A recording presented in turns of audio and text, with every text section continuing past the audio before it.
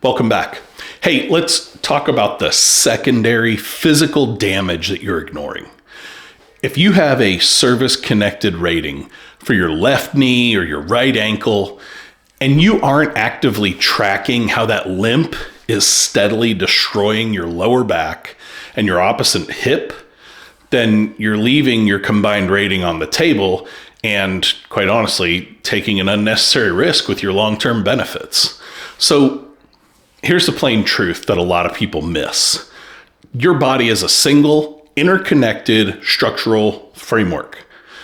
When you alter the way you move because one joint is fundamentally broken, you throw off your entire baseline mechanics. You shift your weight, change your stride, and overload parts of your body that were never built to handle that kind of uneven, chronic stress. The VA regulations completely account for this cascading breakdown, but if you do not explicitly connect the dots for the rater, they'll treat your secondary condition as a totally separate, non-service connected issue.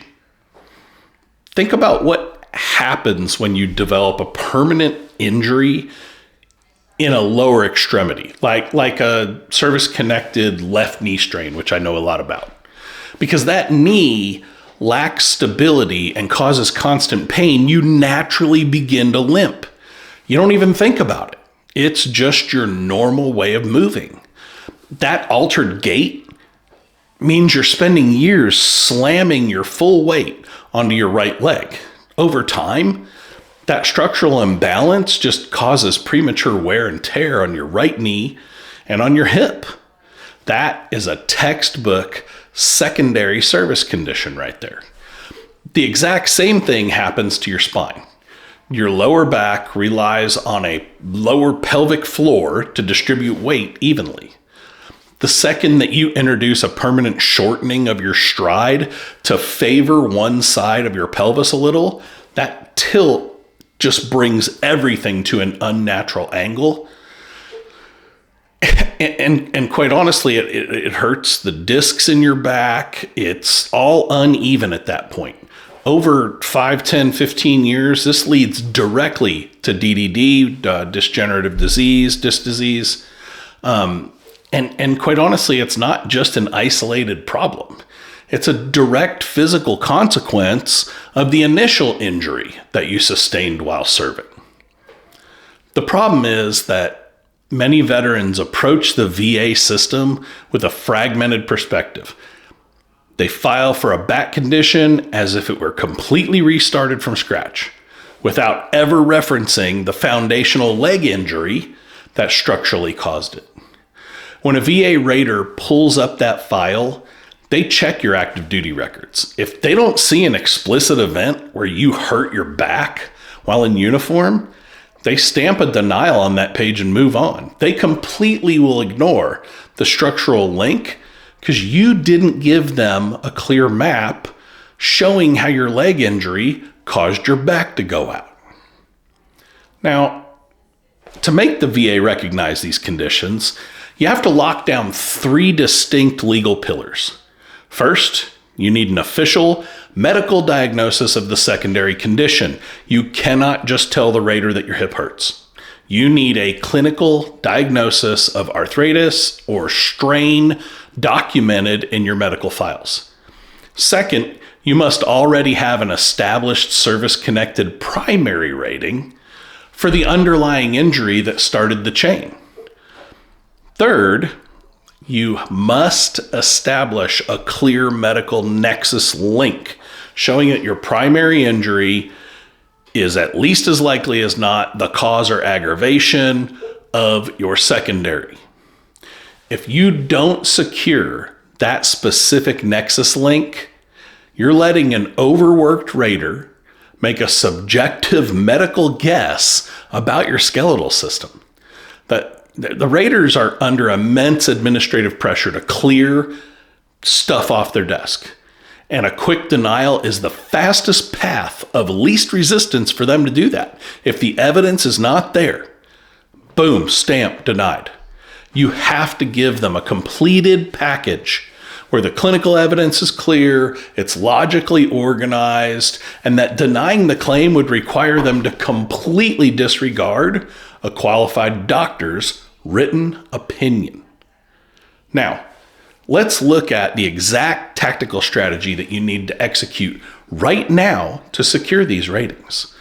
Step one is establish your clinical baseline through an independent medical evaluation, an IME. Schedule an appointment with your doctor and tell them specifically that you want to evaluate your structural gait. You need them to look at how your primary injury forces you to compensate when you move. Ask your doctor to conduct a thorough physical examination of the secondary joints that are flaring up and document the exact range of motion limitations, structural imbalances, or signs of advanced wear in their clinical progress notes. They have to be there. Step two is securing a formal medical nexus statement from your treating physician. This is harder, right? This statement needs to be written in plain, unambiguous language that perfectly mirrors the legal standards that the VA looks for.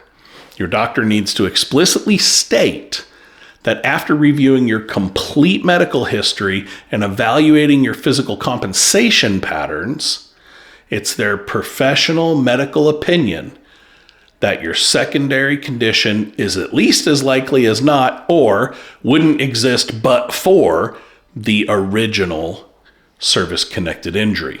Have them detail the exact physiological process. Explain precisely how an altered gait directly accelerated the degeneration of your spine or your opposite limb.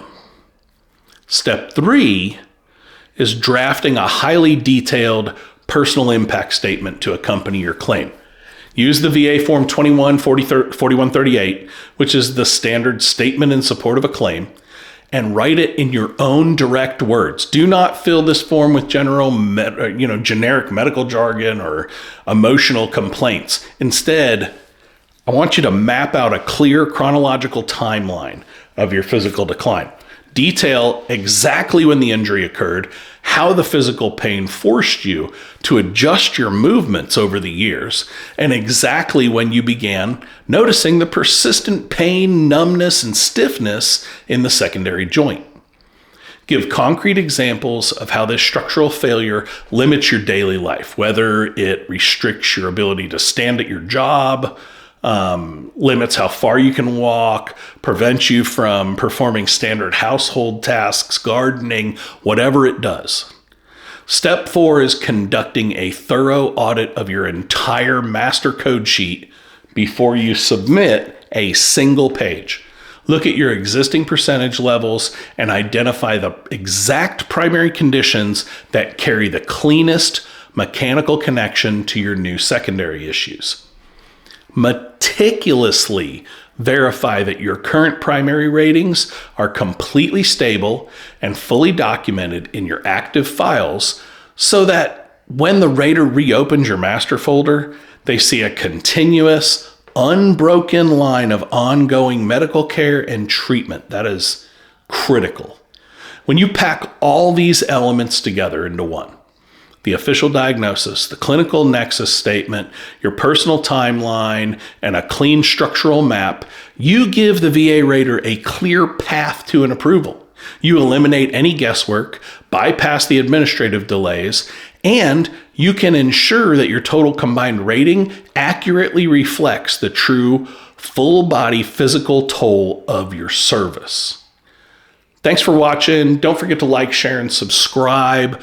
All of that helps me get the word out to more and more veterans, and I believe this information can be valuable to all of them. Keep fighting. Take care of one another. See you in the next one.